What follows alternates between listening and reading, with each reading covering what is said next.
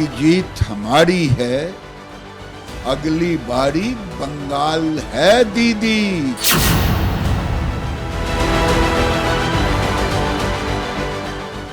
योगी आदित्यनाथ जी की लोकप्रियता तो बिहार के अंदर भी हमने देखी है। जब योगी जी के नेतृत्व में यही चुनाव होगा तब फिर परिणाम कैसा होगा?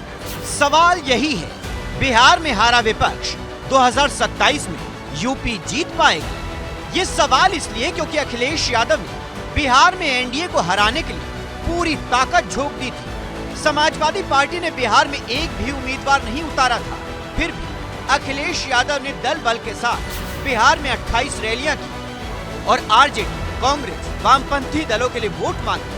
अखिलेश यादव ने तो बिहार चुनाव को 2027 का सेमीफाइनल तक मान लिया था और एनडीए के रथ को मगध में ही रोकने की कोशिश में जुट गए थे।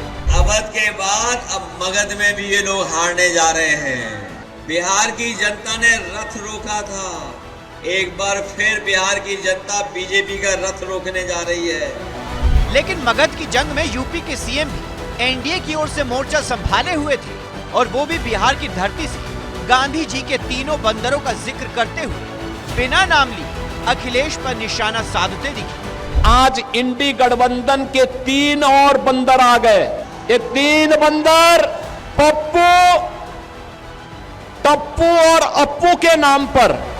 योगी आदित्यनाथ के इस बयान पर अखिलेश यादव ने तुरंत पलटवार किया। और सच्चाई तो ये है कि अगर बंदरों की टोली में उन्हें बैठा दिया जाए तो शायद हम और आप भी नहीं पहचान पाएंगे उन्हें। बिहार की धरती पर योगी और अखिलेश के बीच हुई सियासी जंग में जनता को योगी की बात पसंद आई और जिस महागठबंधन के लिए अखिलेश ने प्रचार किया वो धाराशायी हो गया।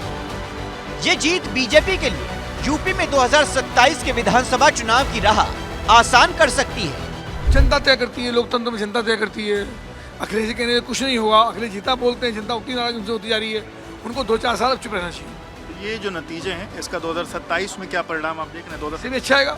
अरे यहाँ तो योगी आदित्यनाथ जी की लोकप्रियता तो बिहार के अंदर भी हमने देखी है, पूर्व के चुनाव हमने देखी है। जब योगी जी के नेतृत्व में यही चुनाव होगा तब फिर परिणाम कैसा होगा?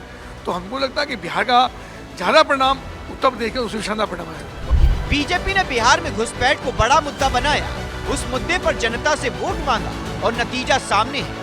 बंगाल में भी बांग्लादेशी घुसपैठियों का मुद्दा बड़ा है। बंगाल में जो घुसपैठी भारत के मतदाता बनकर बैठे हैं, एसआईआर प्रक्रिया में वो भी वोटर लिस्ट से बाहर हो सकते हैं और इसका असर पश्चिम बंगाल चुनाव पर भी पड़ सकता है।